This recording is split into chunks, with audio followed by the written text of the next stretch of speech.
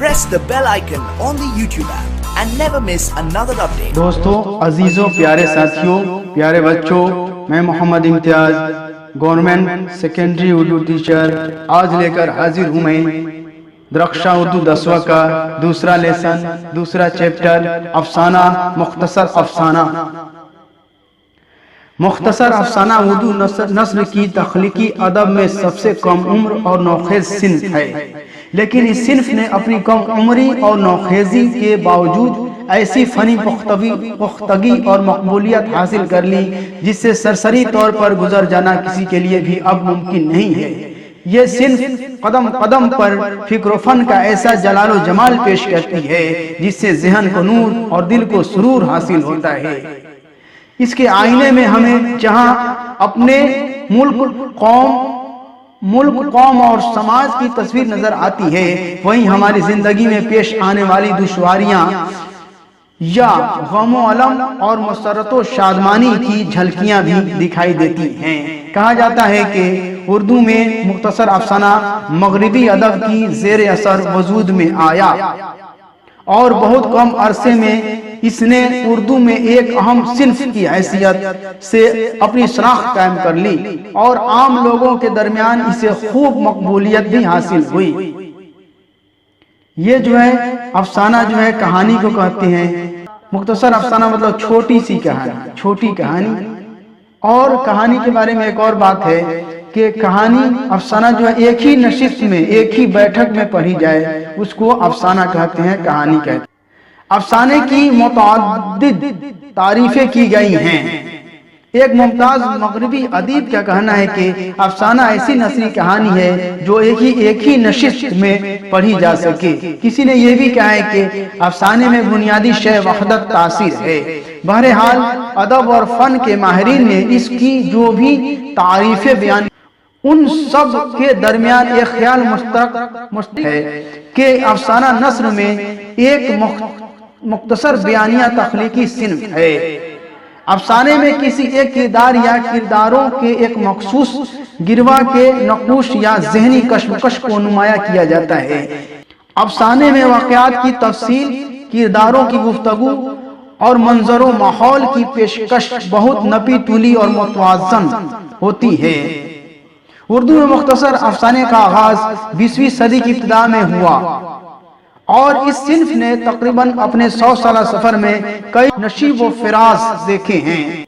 متفقہ رائے کے مطابق اردو کا پہلا مختصر افسانہ نصیر اور خدیجہ کو تسلیم کیا جاتا ہے جو 1903 عیسوی میں شائع ہوا۔ اس کے مصنف راشد الخیری تھے۔ اس کے بعد پریم چند اور سجاد حیدر دلدرم کے افسانے سامنے آئے۔ 1936 عیسوی میں ترقی پسند تحریک کا آغاز ہوا۔ اس سے چند سال قبل انگارے کے نام سے ایک مجموعہ شائع ہو چکا تھا جس نے موضوع اور فن دونوں اعتبار سے اردو کے مختصر افسانے کی تاریخ میں نئے تجربوں کی بنیاد ڈالی اور یہ مجموعہ آج بھی ایک سنگ میل کی حیثیت رکھتا ہے۔ 1960 عیسوی کی دہائی میں جدید افسانہ نگاروں کی ایک نسل ابھر کر سامنے آئی جس نے حقیقت نگاری سے انحراف کیا۔ افسانے میں علامت، استعارہ، تمثیل و تجرید کی آمیزش کر کے اردو کے افسانے کی افق مزید وسیع کیا۔ اردو کے افسانے کا افق مزید و وسیع کیا۔ اس عہد کے افسانہ نگاروں میں انتظار حسین، سریندر پرکاش، انور سجاد، بلرام کومل، گیاس احمد گدی اور کلام حیدری وغیرہ بہت اہم ہیں۔ اردو افسانے کی تاریخ میں منشی پریم چند، سجاد حیدر دلدرم، سعادت حسن منٹو، راجندر سنگھ بیدی، عصمت چغتائی، خواجہ احمد عباس، سہیل عظیم آبادی، اختر اورینوی، رام لال، شکیل اختر اور جوگیندر پال کی خدمات کو ہم کبھی فراموش نہیں کر سکتے۔ افسانہ مطلب افسانہ ایک نشست میں پڑھی جائے، ایک بیٹھک میں پڑھی جائے۔ افسانہ سے آدمی کے دل کو نور اور سکون اور چین ملتا ہے۔ افسانہ کہانی کو کہتے ہیں اور کہانی جو ہے کہ بہت سارے رائٹر ہیں، بہت سارے افسانہ نگار ہیں جن کا نام میں پہلے بول چکا ہوں۔ اب جو ہے یہاں پہ پڑھنا ہے سہیل عظیم آبادی کے افسانہ کے بارے میں۔ سہیل عظیم آبادی کا اصل نام سید مجیب الرحمن ہے۔ کیا ہے؟ سید مجیب الرحمن۔ اپنی ابتدائی زندگی میں شاعری بھی کرتے تھے، شروعاتی زندگی میں شاعری کرتے تھے، اس لیے سہیل تخلص کرتے تھے۔ تخلص وہ نام ہے جو شاعری میں استعمال کیا جاتا ہے، اس نام کو تخلص کہتے ہیں۔ اس طرح عربی دنیا میں سہیل عظیم آبادی کے نام سے مشہور ہوئے۔ سہیل عظیم آبادی کی پیدائش 1911 عیسوی میں پٹنہ میں ہوئی۔ کہاں ہوئی؟ پٹنہ میں۔ سہیل صاحب ایک زمیندار خاندان سے تعلق رکھتے تھے۔ 1 سال کی عمر میں والدہ کا انتقال ہو گیا اور پرورش نانیہال میں ہوئی۔ کہاں ہوئی؟ نانیہال میں۔ ایک معلم کی سرپرستی میں وہیں ابتدائی تعلیم و تربیت حاصل کی ہوئی۔ ویسے ان کا آبائی وطن شاہپور بھدول ہے جو پٹنہ ضلع میں ہی واقع ہے۔ استاد و طبع کی وجہ سے اعلیٰ تعلیم حاصل نہیں کر سکے، گرچہ مظفر پور، حیدرآباد اور کولکتہ جیسے علمی مراکز میں قیام پذیر رہے۔ ابتدا شاعری سے کی لیکن آگے چل کر افسانہ نگاری کی طرف مائل ہوئے، پھر پیچھے مڑ کر نہیں دیکھا اور بے شمار افسانے لکھے، بہت ساری کہانی انہوں نے لکھی۔ سہیل عظیم آبادی نے آل انڈیا ریڈیو کی ملازمت اختیار کی۔ اس ملازمت کے سلسلے میں دہلی میں رہے، پھر ان کا تبادلہ شری نگر کشمیر ہو گیا، پھر وہ واپس پٹنہ چلے آئے اور ملازمت سے استعفیٰ دے دیا، ریزائن مار دیا۔ اس لیے پہلے صحافت میں بھی مصروف رہے، رسالے نکالے اور ایک روزنامہ اخبار ساتھی کا اعزاز کیا۔ سہیل عظیم آبادی زندگی بھر اردو کی ترویج و اشاعت میں مصروف رہے، چنانچہ انہوں نے چھوٹا ناگپور کے علاقے میں 5-7 برسوں تک اردو کی ترویج و اشاعت کا کام کیا۔ زمیندارانہ ماحول سے تعلق اور چھوٹا ناگپور کے قیام نے ان کے افسانوں کے موضوعات متعین کر دیے۔ ان کے اکثر و بیشتر افسانے زمینداروں کے استحصال کے خلاف، مزدوروں اور کمزور طبقوں کی حقوق جیسے موضوعات سے متعلق ہیں۔ سہیل عظیم آبادی کی تخلیقات میں ان کے 3 افسانوی مجموعے 4 چہرے، الاؤ اور آدمی کے روپ ہیں اور ایک ناول بے زڑ کے پودے ہیں۔ ان مجموعوں کے علاوہ سہیل کے افسانوں کی تعداد 125 تک پہنچی ہے۔ کتنا؟ 125 تک۔ 1980 عیسوی میں سہیل عظیم آبادی کا انتقال ہو گیا، اس دنیا سے چلے گئے۔ ان کی بہت ہی مشہور و معروف کہانی افسانہ بھابھی جان جو بہت ہی مشہور ہے، یہ ہر سال اس چیپٹر سے، اس لیسن سے ہر سال کوسچن آتا ہے۔ بچوں کو اس پر زیادہ غور کرنا چاہیے۔ اور یہاں پہ کچھ لکھا ہوا ہے، سہیل عظیم آبادی کی کہانی بھابھی جان میں آپ نے رقیہ بھابھی کے روپ میں ایک عورت کے ایک ایسے کردار کے بارے میں پڑھا جو مہر و وفا اور اشار و قربانی کی ایک خوبصورت مثال ہے۔ کہانی جیسے جیسے آگے بڑھتی جاتی ہے، رقیہ بھابھی ہمارے دلوں میں اپنا ایک مستحکم مقام بناتی جاتی ہے۔ دراصل کہانی میں ان کی پوری شخصیت ایک شمع کی طرح قارئین کے سامنے آتی ہے، شمع جو خود جلتی اور پگھلتی رہتی ہے، اور ایک وقت ایسا آتا ہے کہ ان کا وجود ختم ہو جاتا ہے، لیکن اس کی روشنی نہ جانے کتنے تاریک ذہن منور ہوتے رہتے ہیں۔ مطلب ایک پاکیزہ عورت کے بارے میں اس میں انہوں نے لکھا ہے کہ وہ کس طرح جو ہے انسانی شکل و صورت میں کیسے گھر میں رہنا چاہیے عورتوں کو، پردے میں وغیرہ وغیرہ۔ پہلے تو وہ جو ہے BA کر کے پاس ہو کر آتی ہے، جب گھر میں آتی ہے تو MA بھی کر لیتی ہے، اس کے بعد پڑھی لکھی رہتی ہے، ایک اور لیکچرر ہو جاتی ہیں۔ ان کو ماہوار کے 400 روپے ملتے ہیں، اور پہلے ایک زمانہ تھا کہ ان کو جو ہے شوق میں بہت سارے روپے خرچ ہوتے تھے، اب جو ہے ان کی آمدنی کم ہونے لگتی ہے۔ ان کے شوہر ننھے بھائی ہیں جن کو سیاست کا چکر میں ان کو بار بار جیل جانا پڑتا ہے، اور سیاست کے چکر میں بار بار جیل جانا پڑتا ہے، اور پھر بھی یہ عورت نہیں گھبراتی ہے، اپنے غم کو کسی سے کہتی نہیں ہے، اور بیک وقت میں خطوط نگاری کرتی ہے، خط لکھا کرتی ہے۔ اور رقیہ بھابھی 400 روپے ماہوار کا یعنی کہ کالج سے ملتے ہیں، اور 50 روپے ٹیوشن پڑھانے میں ان کو ملتا ہے۔ ایک شمی نام کی لڑکی کو جو ہے جس میں جو ہے وہ خرچ کر دیتی ہیں، اور اس کے بعد جو ہے شمی ایک بار ان کے گھر آتی ہے تو اشک آلود رہتی ہے شمی، تو لڑکی جن کو یہ پڑھاتی ہیں، تو بہت پوچھنے کے بعد وہ بتاتی ہیں کہ وہ لڑکی بتاتی ہے کہ میرے بھائی کا ایم اے کا فی باقی ہے جس کے لیے پیسے کی ضرورت تھی، تو جو ہے اپنے بچے کے لیے جو ہے کنگن بنوائی تھی انہوں نے، اس کو فروخت کر دیتی ہے بیچ کر، اور اس کے فی کے لیے پیسہ دے دیتی ہے۔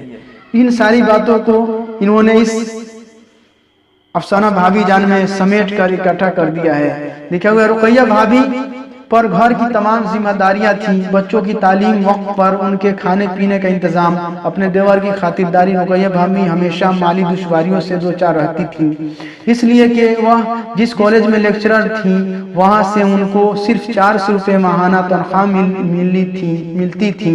بھابھی ایک لڑکی کو ٹیوشن بھی پڑھاتی تھی، اس سے 50 روپے مل جاتے تھے، لے دے کے یہی ان کا کل آمدنی تھا اور خرچ بہت زیادہ۔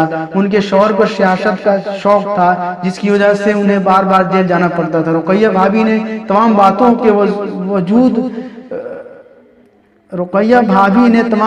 کے باوجود کبھی اپنے شوہر کا حوصلہ پست نہیں ہونے دیا، نیچے نہیں ہونے دیا، اور تنہا سارا غم جھیلتی رہی۔ انہوں نے غموں کے درمیان خوش رہنا سیکھ لیا تھا۔ وہ ایک انتہائی ہمدرد اور مخلص عورت تھی۔ غریبوں اور بے سہارا لوگوں کی مدد کرنا ان کا محبوب مشغلہ تھا۔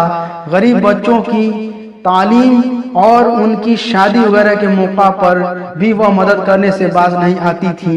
دوسری طرف ان کے شوہر کو سیاسی سرگرمیوں میں پیش رہنے کی وجہ سے زیادہ تر جیل میں ہی رہنا پڑتا تھا۔ اگر کبھی کچھ دنوں کے لیے رہائی بھی ہوتی تو پھر کسی دوسرے مقدمے میں جلد ہی سزا ہو جاتی۔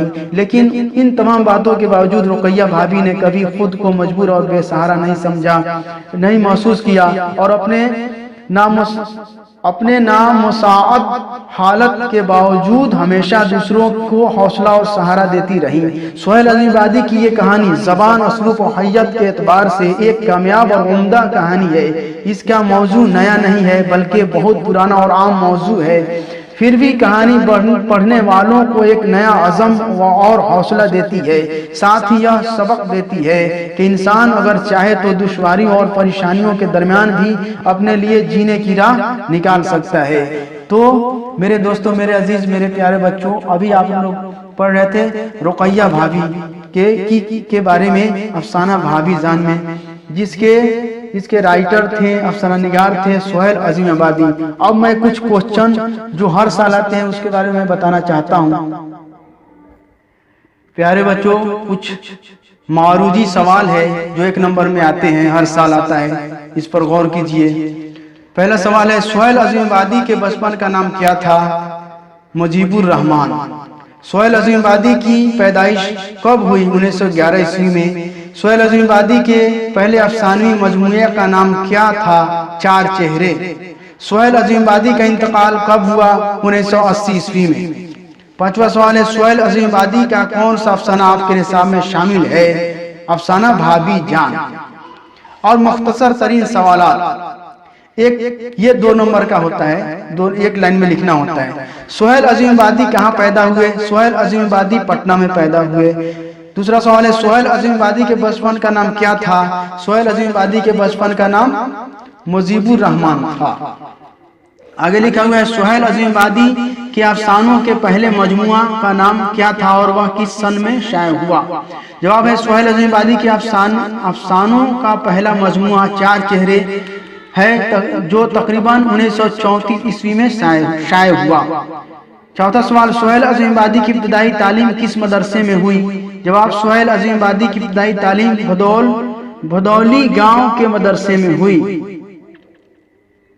اب یہاں پہ جو ہے مختصر سوالات ہے، جو میں بولا ہوں سیم وہی ہے، وہی چیز لکھنا ہے یہاں پر، ہے کہ نہیں؟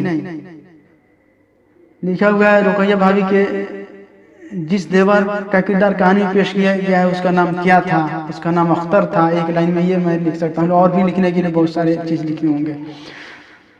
رقیہ بھابھی کے شوہر کو بار بار کیوں جیل جانا پڑتا تھا؟ سیاست کے چکر میں، ہے کہ نہیں؟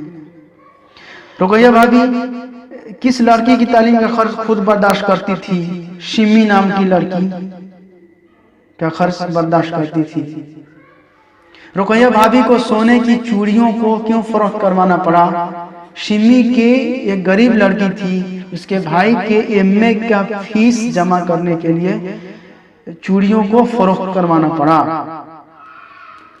आगे है तवील सवालात, लंबा क्वेश्चन, लॉन्ग क्वेश्चन, इसको आप किताब से मिलाकर पढ़ लीजिएगा। दोस्तों आज के लिए इतना ही, फिर मैं मिलूंगा। अगर आपने मेरे चैनल को सब्सक्राइब नहीं किया है, सब्सक्राइब करके बेल आइकन दबा दीजिए और लगे रहिए मेरे यूट्यूब चैनल से। और बार बार यही कहता हूं मैं कि एक पन्ना रोज उर्दू देखकर, किताब देखकर लिखिए ताकि आपको फायदे हासिल हो। और एक बार, दो बार, चार बार जब आप कहानी पढ़िएगा, सुनिएगा तो आपको कहानी याद हो जाएगी और आप जो है सवालों के जवाब आसानी से दे सकते हैं। आज के लिए खुदा हाफिज।